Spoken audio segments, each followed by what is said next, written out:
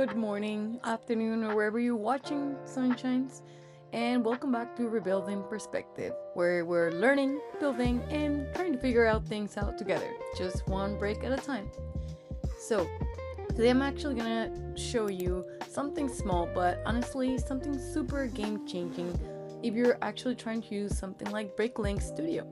Okay, so I'm actually going to show you basically how to import Lego as a palette and bring it into viewport, or just actually understand how we're gonna do it. In this case, is the viewport view.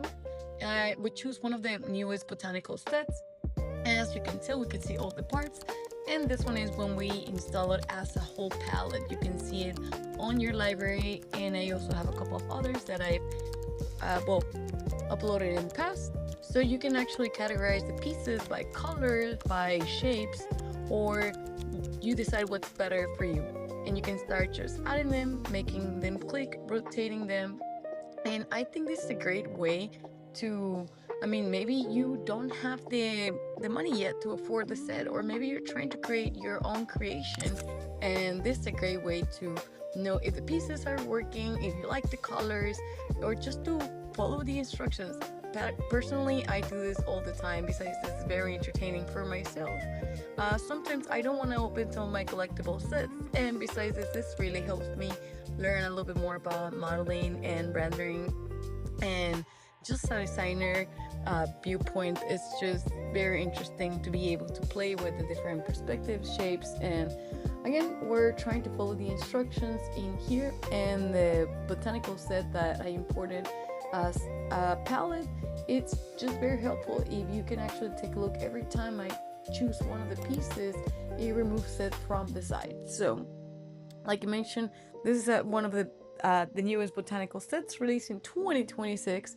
And what I love about this process is that you can just go directly to the LEGO website, download the official instructions, and then bring the sim logic to the studio. This means you're just not guessing what is the parts anymore. You're just literally building with intention.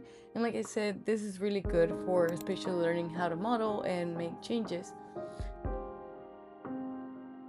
Way to learn how to use your digital tools, how to make changes, um, basically how to orbit around your model, how to zoom in, how to analyze the connections, and really how to study the build, the parts, the pieces, how to rotate each of them. And I think this is really helpful, especially when you're learning, I don't know, CAD. It's really good design thinking, or even preparing you for your own creations later. Basically, it's kind of like reverse engineering Lego when you're doing like the design decisions, because it's definitely a different feeling when you can orbit this around. And same for the measuring angles. I try to do it sometimes like as if I was holding this in my hand. How would I like to make sure that it's properly connected with the dots? And this video, as I mentioned, is basically about giving you a little bit more of tips and tricks that I learned. And it's just, I really enjoy this tool, and I hope you can create your own builds.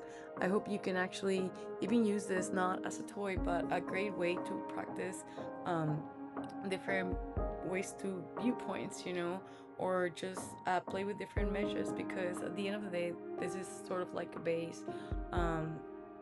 That can just teach you how to rotate pieces slowly, how to experiment with angles, how to take your time. And digital building teaches you just something that physical building sometimes hides, And well, again, I really hope that you have enjoyed this video. You're not forcing any pieces. I hope you're understanding architecture, structure, and more than anything, you're having fun. Again, I'm actually gonna probably not finish the whole set in this video, just because, just like you guys, I actually have a lot of other things that I need to do the day off today. But I really think that I set you guys into a really good space, showing you a little bit more, like I said, how to rotate pieces, how to basically change the views. And I think on my next video I can give you a couple of tips and tricks about what is the commands that you can use on your keyboard. Or for example, as you can tell, it's just about practicing and trial and error, you know Besides, you can zoom in. Sometimes you just really need to switch the view of your model to make sure that it is snapping the way you snap it. By the way, I forgot to tell you guys, and I know I'm gonna share this a little bit more in the next video, but I have a kind of like a trick, which is I always make sure that I connect the snapping points, just to make sure that it's gonna connect smoothly. So again, thank you so much for your time, and keep building. See you next time. Give it a like, thumbs up. And one more time, if you really enjoyed learning this with me, please like and leave a comment. It really helps me more than you know. As well, I truly appreciate you following my journey while we learn together. We're not rushing perfection. We're trying to rebuild perspective. Thank you.